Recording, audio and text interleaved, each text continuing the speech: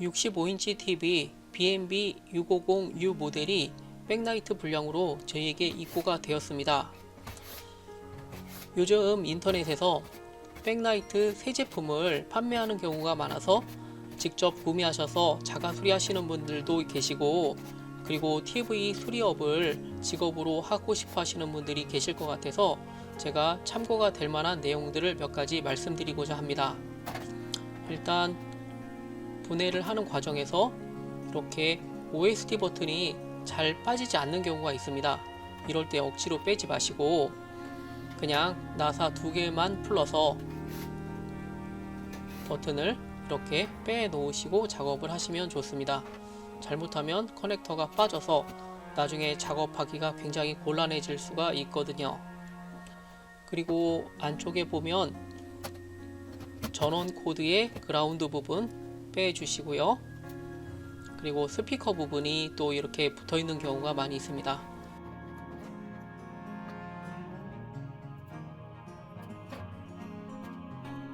자, 어쨌든 이렇게 빼주시면 뒷 커버는 분리가 되었습니다. 그리고 뒷면에 있는 나사들을 제거를 해 주시면 되는데, 중요한 건 패널 PCB 케이블 커넥터 부분을 조심해서 분해를 해 주셔야 하고요. 자, 이번엔 액정을 빼기 위해서 TV를 뒤집어 놓는 작업을 합니다. 네, 65인치만 해도 상당히 크기가 크기 때문에 두 명이서 작업할 것을 권해 드립니다. 네, 이렇게 뒤집어 놓을 때 액정이 파손이 되는 경우가 상당히 많이 있습니다.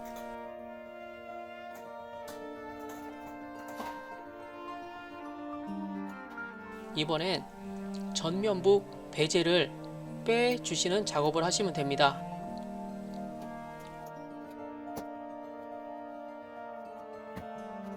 저는 일자 드라이버로 작업하는데 패널에 손상이 가지 않도록 최대한 조심해서 신중하게 작업을 해 주셔야 합니다. 네, 이렇게 전면 베젤을 뺐고요. 이번에는 액정을 드러내도록 하겠습니다. 액정을 드러낼 때 액정과 바닥 사이에 양면 테이프가 붙어 있는지 잘 확인하시고 조심스럽게 들어 주셔야 합니다. 네, 이렇게 액정을 드러내는 과정에서 패턴이나 액정이 깨지는 경우가 상당히 많이 있기 때문에 긴장해서 잘 작업을 해 주셔야 합니다. 그러면 안쪽에 또 액정을 받쳐주는 플라스틱 베젤이 있습니다. 그런 거 다 빼주시면 되고요. 그리고 이제 반사판 필름, 이 작업을 할 때는 되도록이면 맨손으로 하지 마시고 장갑을 꼭 끼시고 작업을 하시는 것이 좋습니다. 지문이 묻으면 나중에 큰 흠집처럼 보일 수가 있거든요. 자, 이제 오늘 작업할 LED가 보입니다. 이 바닥에 나사들이 촘촘히 박혀 있기 때문에 보이는 나사는 다 빼주시면 되고요. 그리고 이 시트지를 드러낼 때는 양면 테이프가 바닥과 밀착이 되어 있기 때문에 이렇게 드라이기로 열을 가해주면서 찢어지지 않도록 조심조심 떼어내 주시면 됩니다. 자, 이제 시트지를 분리했고요. 이번엔 LED 바를 빼도록 하겠습니다. 그런데 빼기 전에 저는 이렇게 다 표시를 해서 처음에 뺐던 위치에 다시 안착을 시키기 위해서 다 표시를 해 놓습니다. 표시를 다 하면 하나하나 다 조심스럽게 빼주시면 LED 바를 모두 수거를 할 수 있게 되었습니다. 이번에는 지금 빼낸 LED 바에 모든 LED 소자를 다 일일이 이렇게 수작업으로 다 교체하는 작업을 해 주어야 합니다. 지금 이것 같은 경우는 6V 짜리 2830 LED 소자가 사용이 되었는데요. 이렇게 하나하나 일일이 다 수작업으로 교체를 해 주어야 합니다. 솔직히 기성품을 사다가 교체를 하는 것이 훨씬 더 작업하기가 좋지만, 이렇게 기성품이 없는 경우에는 손으로 다 해줄 수밖에 없습니다. 다 교체가 끝났고요. 자, 이제 교체를 한 LED 바에 LED가 정상적으로 다 들어오는지 테스터기로 일일이 다 테스트를 해주면 됩니다. 네, 이상 없이 잘 들어오는 것으로 보이네요. 이번엔 처음에 떼어낸 LED 확산 렌즈를 다시 부착시켜주는 작업을 해야 합니다. 네, 이건 자외선 랜턴인데요. UV 본드를 발라주고 거기에 LED 랜턴으로 약 8초에서 10초간 쬐어주면 LED 렌즈가 잘 바닥에 붙게 됩니다. 이때 LED 렌즈가 조금이라도 틀어지면 빛샘 현상이 있기 때문에 최대한 처음에 생산됐던 그 위치에 맞추어서 일일이 다 작업을 해 주어야 합니다. 정말 힘든 작업이에요.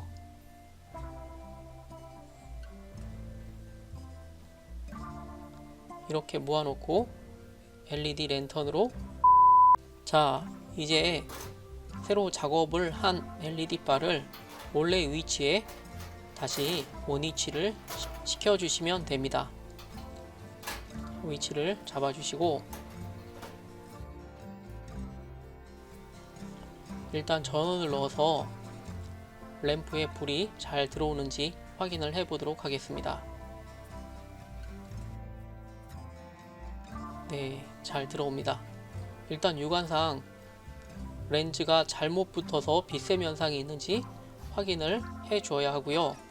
특별히 이상이 없다면 다시 역순으로 조립을 해 주시면 됩니다.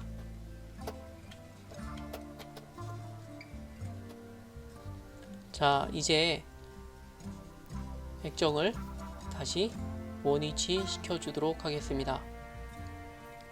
액정을 들을 때도 중요하고 내려놓을 때도 상당히 중요한데, 양쪽 네 모퉁이에 액정이 정확하게 안착을 시켜 주어야만 합니다.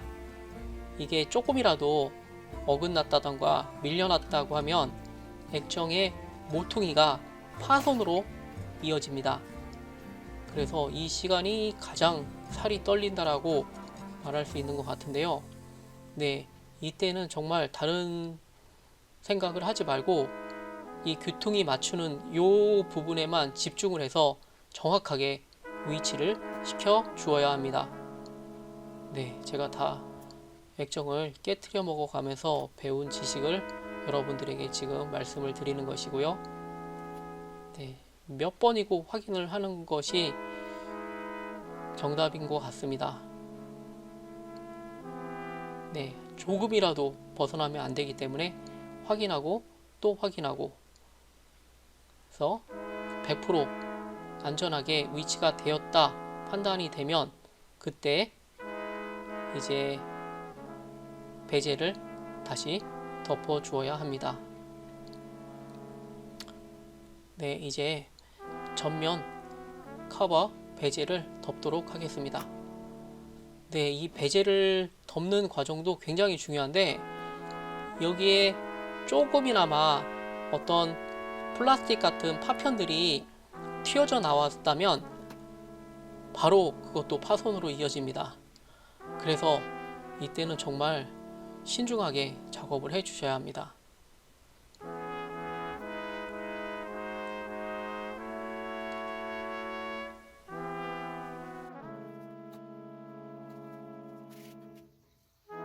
TV를 다시 잘 뒤집어 놓으셔야 마지막 조립을 할 수가 있는데, 이렇게까지 작업하고도 뒤집는 과정에서 패널이 깨지는 경우가 발생할 수 있으니 상당히 주의하셔서 작업을 해 주셔야 하고, 되도록이면 2인 1조로 작업을 하시면 더욱 좋지 않을까 생각을 해봅니다.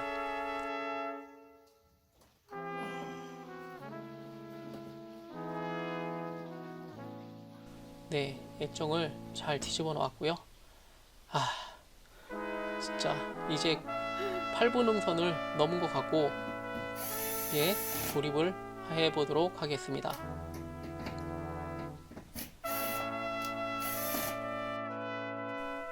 제가 이 영상을 준비한 이유는 TV를 수리하시고 싶어 하는 분들이 가끔 저에게 연락이 와서 이쪽 일이 어떠냐고 물어보시는 경우가 있는데, 굉장히 힘든 일이다 라고 말씀드리고 싶어요. 정말 어떨 때는 진짜 때려치고 싶다라는 생각이 들 때가 있고요. 그리고 이제 작업을 하는 과정에서 이제 파손으로 이어지는 일들이 있기 때문에 정말 너무 긴장이 되고 작업의 난이도가 있는 일이 바로 이 TV 수리업이다 라고 말씀드리고 싶습니다. 뭐 어떤 일이든지 마찬가지겠지만 자꾸 하다 보면 익숙해지고, 그 다음에 실패를 통해서 교훈을 얻게 되고, 이제 하면서 점점 실력 있는 기술자가 되어 간다 라고 말씀드리고 싶고,